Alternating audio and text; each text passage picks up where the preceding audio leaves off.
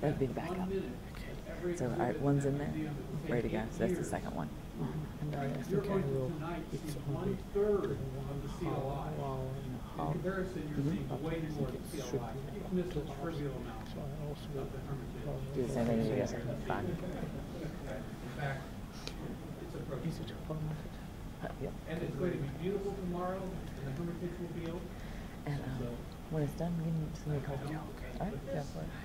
We have Good super luck. video this year, so we're going to actually make it this time and get the video tonight. A couple updates.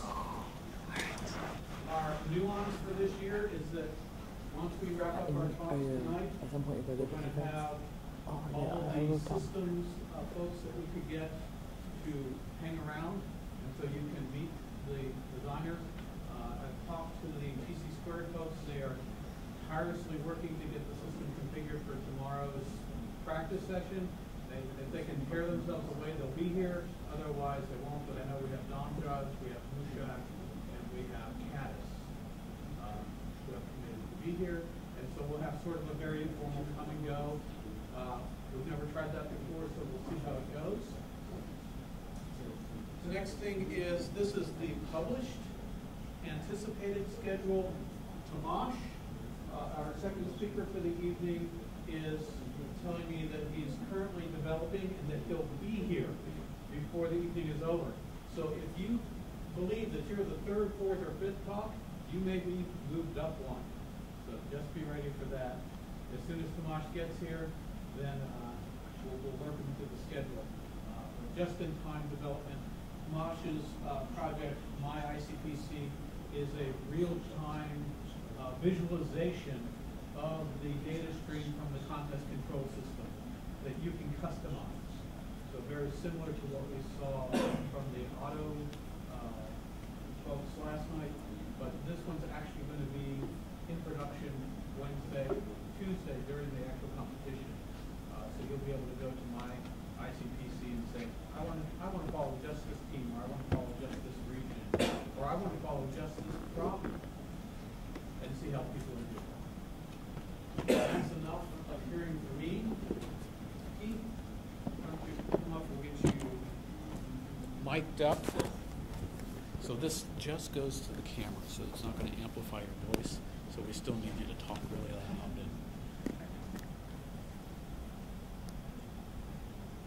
The part you just stick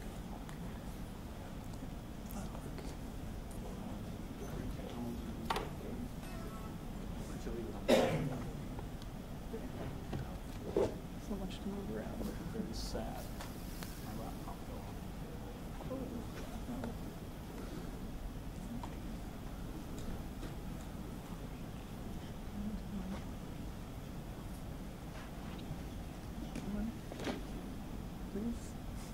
So Max are really smart. That's good. Good, man. That's you're there. Look at.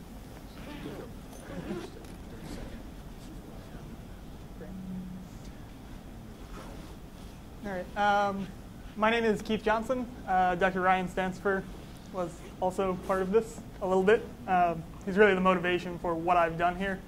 I work for the Florida Institute of Technology as a systems administrator, and I manage our regional contest for the Southeast region of the United States.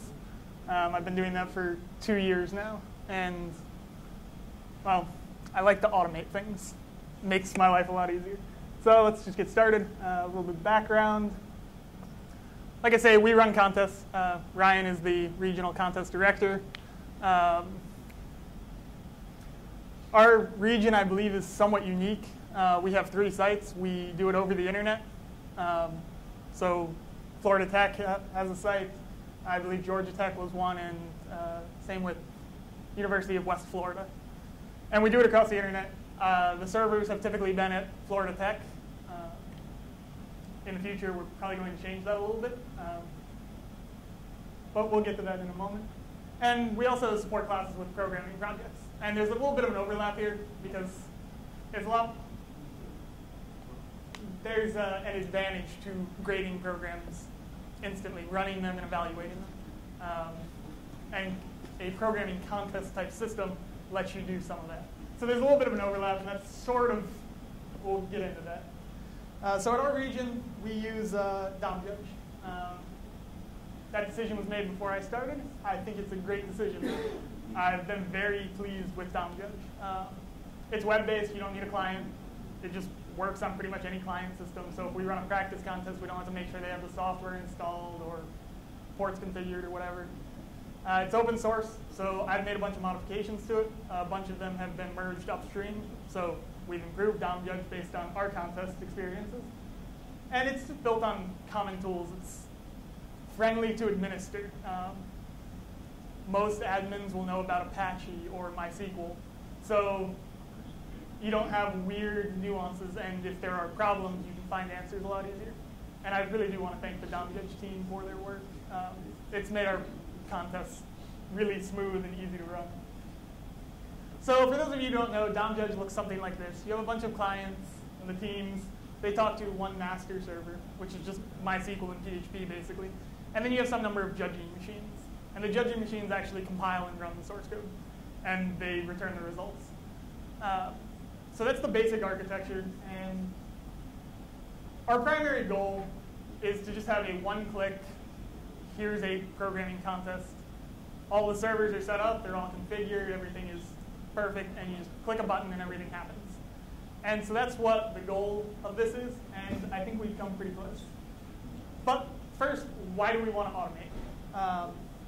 There are a bunch of reasons. Consistency. If I do a contest this year and I use the same automation stuff for next year, it's very consistent. If I do a contest this week versus next week on different servers, they're both going to be the same. It's very easy to scale. If during the contest I discover that the number of judging machines we have isn't enough, or if the judges decide on a problem that is going to require a longer time limit, it's very trivial to add more judging machines. It doesn't take any effort. By automating it, you also get some documentation, rather than an admin going into a server and installing MySQL, for example. It's part of the scripting that you use to build the whole thing up. So it's very repeatable, and it's documented. You know exactly what is changed on a system. It's easy to change. It's just a bunch of scripts. And it allows for very quick contest creation. So if we decided we wanted to run a contest tomorrow, I could spin up all of the machines necessary and have it going. So current progress. The bulk of this happens with a configuration management tool. I use one called Chef. There are a bunch of other ones you may have heard of: Puppet, Ansible, Salt. But basically what they do is you define a repository of commands that are executed by a machine you basically define the end state that you want, and it works to make sure that it gets there. So you might say, I want a MySQL server installed and Apache installed, and these config files set up in this manner. And so that's what that provides you with, and you write your own scripts. And then another small tool called Cloud Init. I've built all of this on Amazon's EC Squared, their compute platform. And Cloud Init just lets you turn the machine on Amazon and install Chef, and then Chef will take care of everything else. So to go along with that, I've made a little web app. It's in Python using a web framework called Django. Details of that aren't terribly important. There happen to be Python APIs for both Chef and Amazon EC Squared, and this enables my one-click interface. I still have a bunch of bugs and some miscellaneous features to implement, but the difficult work, I suppose, is done. The back end works fine. And I'm planning on using it for the contest in the fall. So hopefully, rather than it all being hosted at Florida Tech, it'll be in Amazon's cloud, and we can do a lot more with that, and scalability being the nice one. So in my experience, it takes about 5 minutes to provision and build a DOMjudge master server, and less than 10 minutes to add any judge machine. So if during the contest I really see that we need more, it's one click, 10 minutes later I've got another machine up. And with Amazon's cloud, you have a wide range of options for machine size. So, and it's pay by the hour. So there's a really big cost advantage here. I think machines start at 2 cents an hour and go up to $1 an hour. But when you're talking about an ICPC style contest, you're only talking 8 hours. I mean, even if you spin up a lot of machines for this, you're under $50 for the contest. And that's beneficial, I think. And this time can be reduced a lot. What my scripts do is they start from a basic Ubuntu server install, and they install everything required from the ground up. And that happens in 10 minutes. So by starting with an image that has more of that built in, you can skip a lot of these steps and get the time down a lot. The other thing I wanted to automate is we have a contested environment. Everybody uses the same thing. We based it on Ubuntu desktop in the past. And so again, I use Chef to automate this. So I no longer go in and I install Java or Eclipse or any of these things manually. I have part of my configuration management tool that does all of that for me. So I start from actually a bare bones Ubuntu image that doesn't even have a desktop environment. And it goes from the ground up in about 20 minutes or so. There's a lot of packages to install and unpack and a few reboots required. But like I say, it's very quick. Everything about the contestant's home directory, bookmarks, for example, it's all stored in a Git repository. It's very easy to update and maintain. Compared to building an image from scratch by yourself and tweaking little things and then forgetting to document them. It's much harder to keep track of what you actually did from year to year. So when you have all these scripts, you can just look. It's basically a checklist of what has happened to the machine. So it's very easy to go back and see what has happened and how to redo it. And we actually used the basis of this for our contestant image last year. And it worked out wonderfully, I think. So I do have a few screenshots. That's our contestant image. That's what happens after 20 minutes. This just boots up. It's set up exactly like this. Firefox will have all of the proper bookmarks and things like that installed. All of the programming languages, compilers, everything like that is installed and ready to go. And then the web interface looks something like this. If you've ever heard of Bootstrap, this will look very familiar. If not, so there's a small little UI for choosing what sort of server you want to add. You click a button, and I can actually show a demo of this. But I'll do that at the end if there's time. So a little more about our motivation and what we want to go forward with in the future. I mean, the motivation, obviously, for me is to make it less work. If I automate everything, my job becomes a lot easier. But there are some other things that are important. The structure of DOMjudge and programming contests in general, there's a bunch of different things that sort of fall under a similar umbrella or share features. So you have your ICPC style managed contests. You have self-organizing practice contests, so maybe a team just wants to run through and practice some stuff. Dr. Stansford has talked about doing a problem of the week during the summer for people to just practice with. And so across all of these things, the most common shared feature is going to be the evaluation and judging aspect. So taking in a student's code, compiling, running it, and evaluating the results. And so I think that's something DOMjudge does very well. The wrappers it has for actually doing that are very well done. And so that part, I think, can be shared amongst a bunch of things. And so there's a bunch of other things that we're considering. And this goes with the automation in that if you automate all of this, it becomes very easy to, say, run a practice contest or a practice problem of the week. If it's very simple to just click a button. Some people may talk about security or availability issues with the cloud. Amazon has gone down. It's disappointing. It happens. You can reduce that. I mean, we were already dependent on internet connectivity for our site, so that's always been an issue for us and something to be aware of. Security, yes, it lives on the internet. I know a lot of people set up just a private LAN for their contests. We've never done that, so it doesn't apply as much to me, but there are ways to make it work in Amazon's cloud. You can set up a VPN and have it as but again, you're still going to be dependent on the internet, which I think is less of a problem going into the future. Contestant registration we'd like to see in DOMjudge. So this is sort of a wish list, I guess. But they're things that we plan on adding or using. And so contestant registration, if you have that, then it becomes even simpler to run a contest. You don't have to add teams manually or make them email you to request an account or something like that. I talked about factoring out the evaluation aspect. Again, that would let it be used for class projects or things like that. I don't know what my time is or where I am on that, so good. Oh, okay. I've gone way too fast then. At our last programming contest, we ran 2 divisions side by side so that we didn't have, basically to give some teams a better chance of ranking up high, because there's always going to be a lot of teams that just rank low because for whatever reason. So we ran 2 divisions. It was a little interesting because the judges now have 2 separate installations of DOMjudge. They have to check and look for clarifications or mark answers as verified. The judging backends are tied to a specific contest. They can't be shared.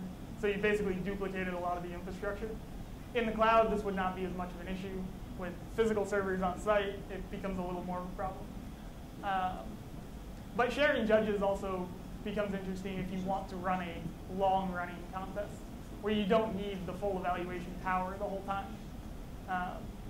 So it would be nice to share it across, for example, if you built this out for classes, if you shared it out amongst all of the courses, you don't need, it's very unlikely that you're going to get 100 submissions in an hour, for example, for a class. So, and even if you do, instant feedback isn't necessary as long as it's quick.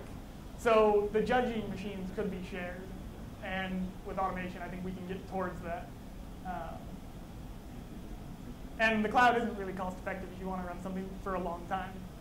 You're much better off buying a dedicated server. They're a lot cheaper. But for the flexibility and scalability, the cloud, in my case Amazon, is much easier to use in that manner.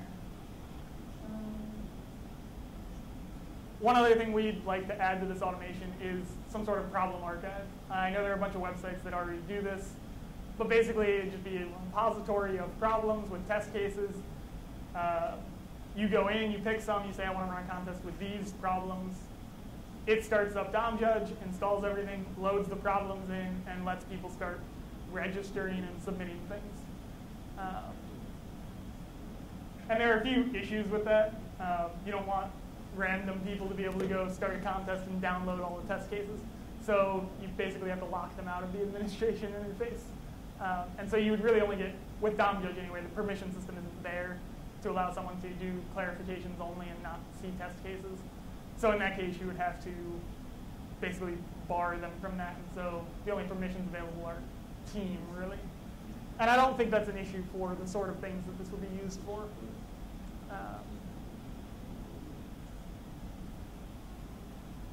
I don't think I have internet on here, so I can't show you a demo. If any of you want to look at it, that's the website. Not a very good one. But I do have it running on my, I can't zoom out, of course. Well, anyway.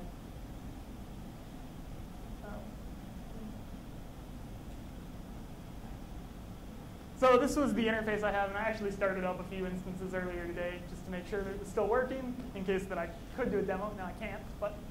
So basically there's one page, you set up a few little configuration things, just an identifier and where you want the web path to be, which isn't really relevant. You set up a few administrators or jury members. This has to be done ahead of time with DOMjudge, unfortunately. But I know that they are planning on moving to a different authentication and login system, which will make this a little bit easier. But basically, that's not what I do.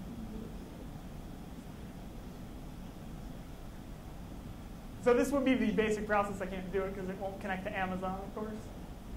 But you would pick a name for a contest, and you can leave everything else default. You click create. You could add some people.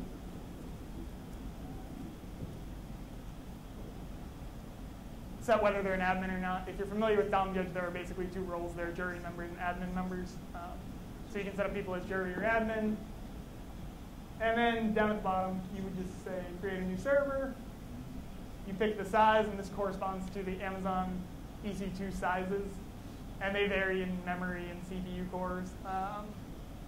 I think a CPU medium instance is 2 cores at 2.5 gigahertz and 2 gigs of RAM or somewhere in that area.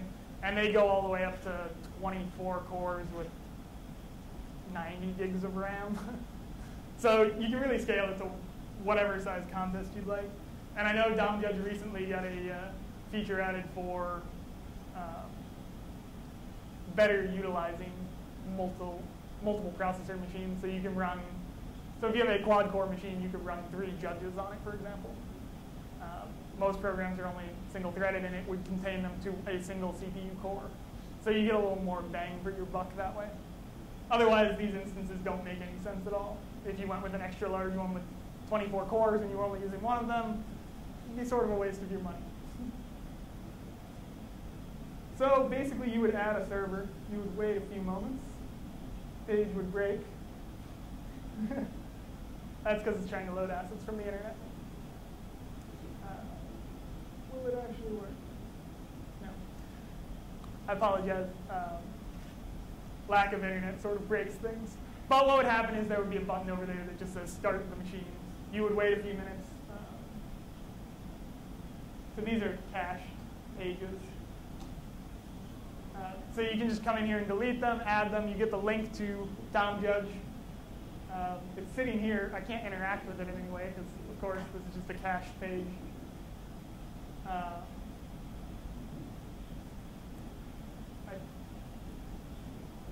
So that's basically the interface that I've developed.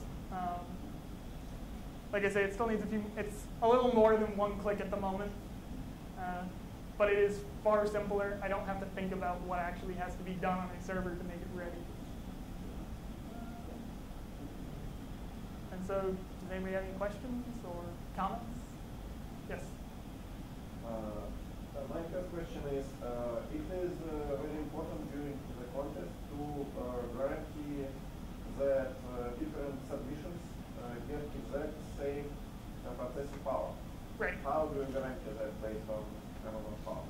So, as long as you are not on a tiny instance in the cloud, your CPU time is guaranteed. They rate it in, I think they call them ECUs. It's Elastic Compute Unit, and they rate their processors based on that. But if all of your machines are provisioned of the same size, they will all have identical processing power. Yes, but I mean, how precise is it? For example, during our experiments, we could even guarantee stable results using virtual machines for exactly the same hardware. So basically, a few percent difference may influence actual contest results. So it's actually a very hard problem. I guess we haven't cared too much about minute differences like that, so I don't really have a good comment. You are probably correct in that there will be some variation. But do you have any measurements? I haven't done any, no. We did some benchmarks between different languages across a few different pieces of hardware, but nothing that would sort of answer the question that you're asking.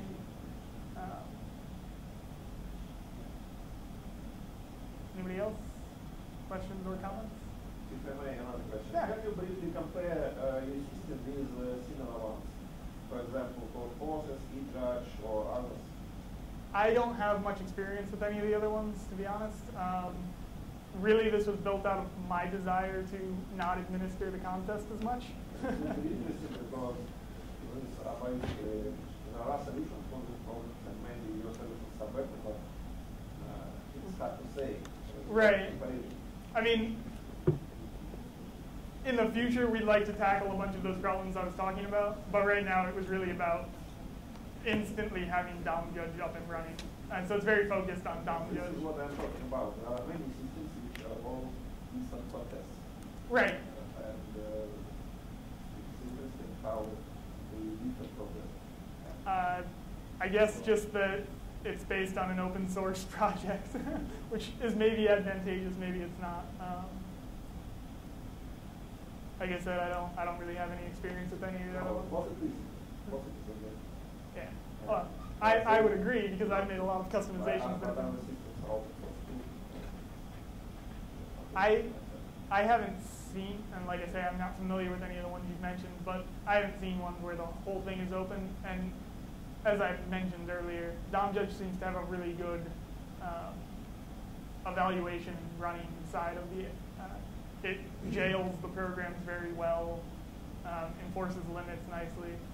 That aspect of it seems very well written. And Also, what programming languages do you provide?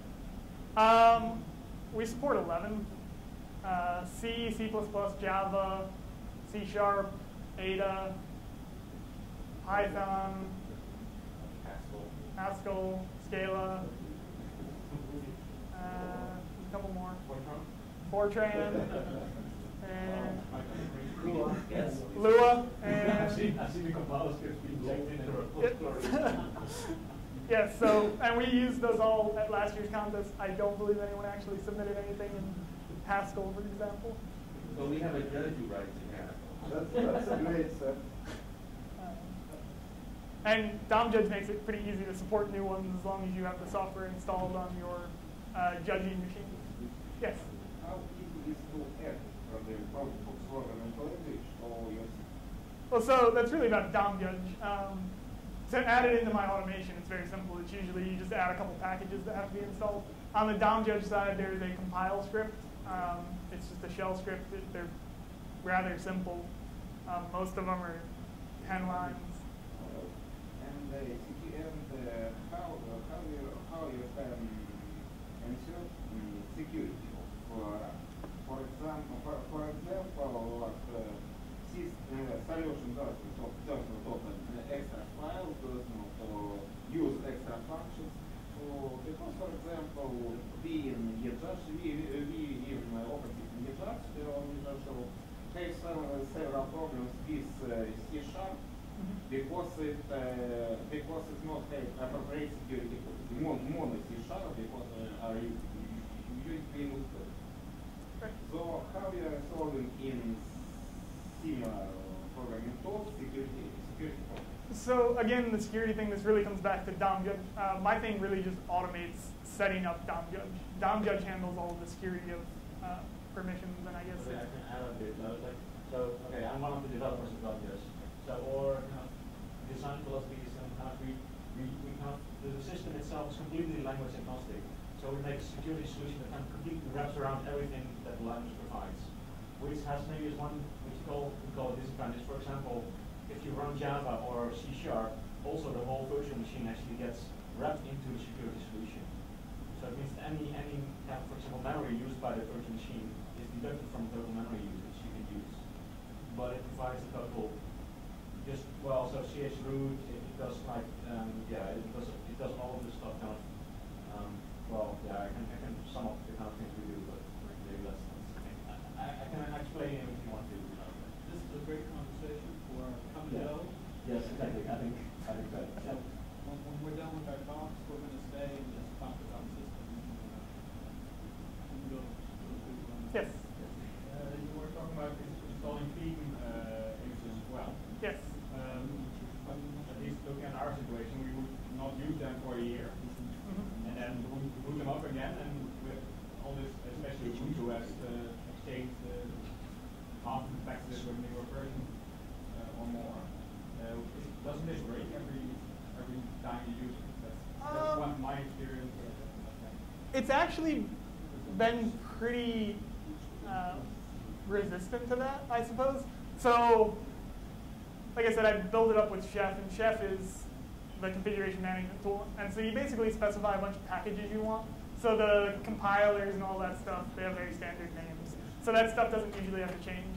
The trickier things that I've noticed is Firefox updates itself, and now your bookmarks file is somewhere else. So getting the bookmarks into there is a little bit different. Or Eclipse and plugins, and getting that set up properly. But the bulk of the environment, it's been very simple to move from. So I believe last year's image was based on Ubuntu 10.04. I based the new one on 12.04, and I don't recall any significant changes that I had to make. It would have been a few package names, and that's about it, I think. Anybody else?